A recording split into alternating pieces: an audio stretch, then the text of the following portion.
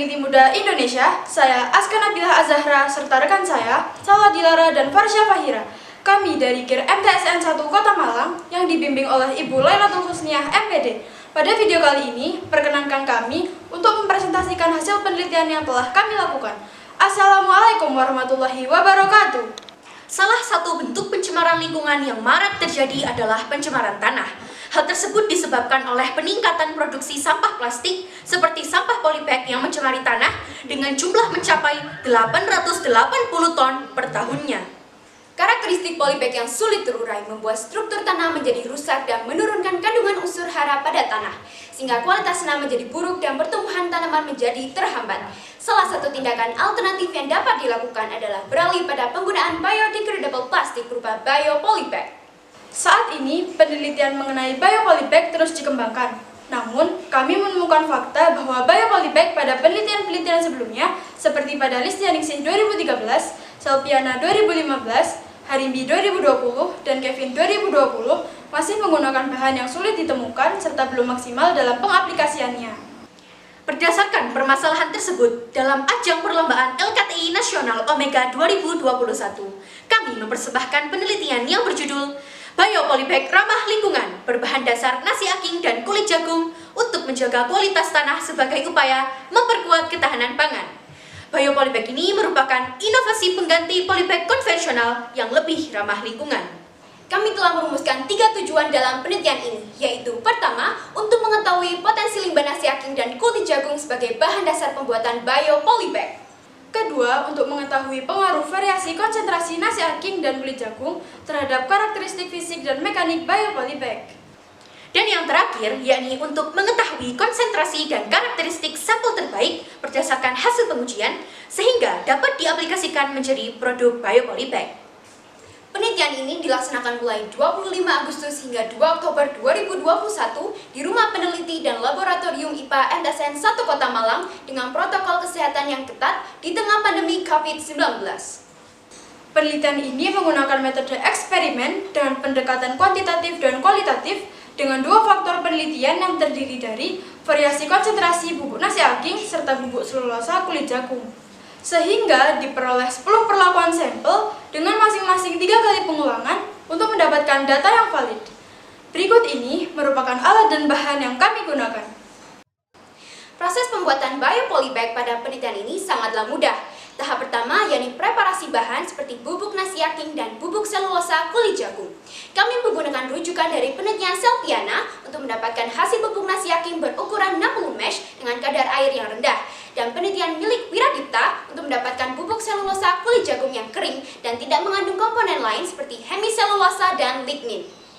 Kemudian, seluruh bahan yang telah disiapkan dihomogenkan menjadi satu dengan penambahan plasticizer berupa kitosan dan polivinil alkohol.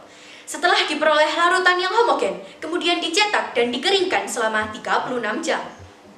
Berdasarkan pengujian yang telah dilakukan, nasi aking dan kulit jagung berpotensi sebagai bahan dasar pembuatan biopolybag.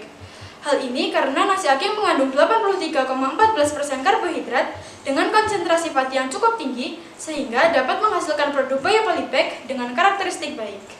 Di sisi lain, kulit jagung mengandung 44,08% selulosa yang dapat meningkatkan nilai kuatari dan kekakuan produk.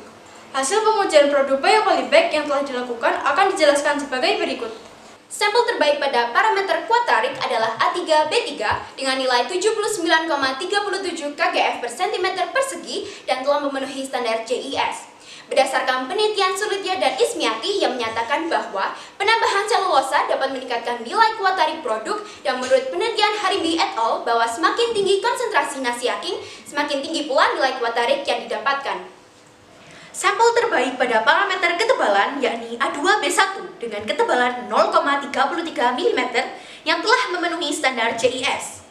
Hasil ini sesuai dengan penelitian Solyani et al. Bahwa bertambahnya konsentrasi selulosa akan meningkatkan nilai ketebalan sampel. Begitupun sebaliknya. A1-B1 dan A1-B2 merupakan sampel terbaik pada parameter massa. Hal ini karena konsentrasi bubuk nasi aking dan kulit jagung yang lebih sedikit sehingga massa menjadi semakin rendah. Sebagaimana penelitian Winarno dan Bujantara bahwa ukuran massa dipengaruhi oleh jumlah bahan padatan yang ditambahkan. semakin banyak bahan padatan seperti pati dan selulosa, maka semakin tinggi nilai massa pada sampel tersebut.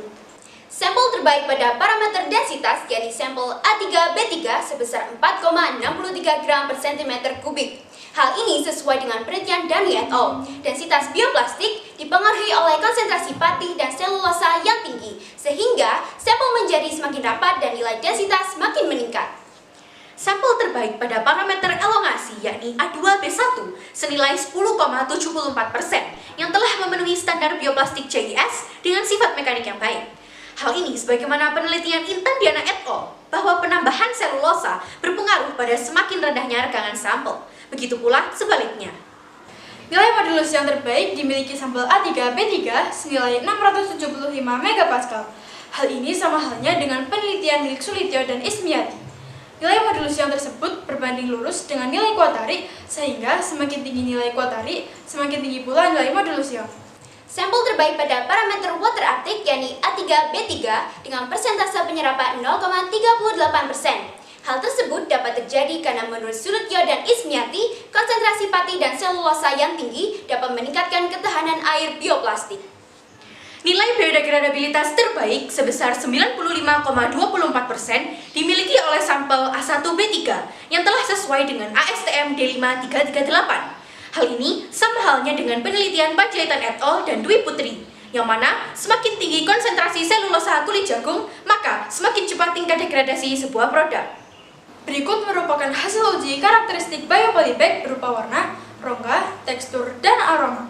Semakin tinggi selulosa kulit jagung, maka semakin rapat, gelap, dan bertekstur kasar sampel yang dihasilkan. Begitu pula sebaliknya, sedangkan penambahan pati dan selulosa tidak berpengaruh terhadap aroma sampel.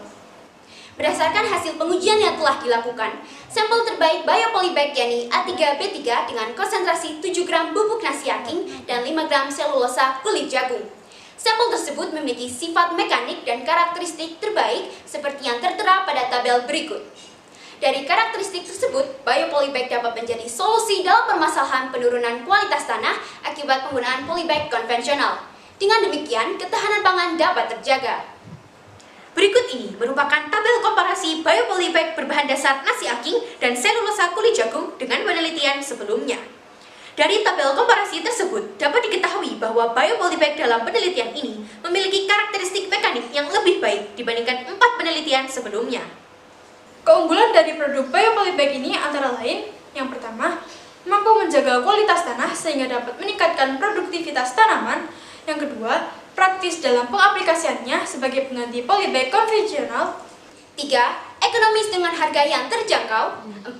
Ramah lingkungan karena mudah terdegradasi. Serta yang kelima, memiliki karakteristik yang lebih baik dibandingkan 4 penelitian sebelumnya. Berdasarkan hasil penelitian, kami mendapatkan beberapa kesimpulan.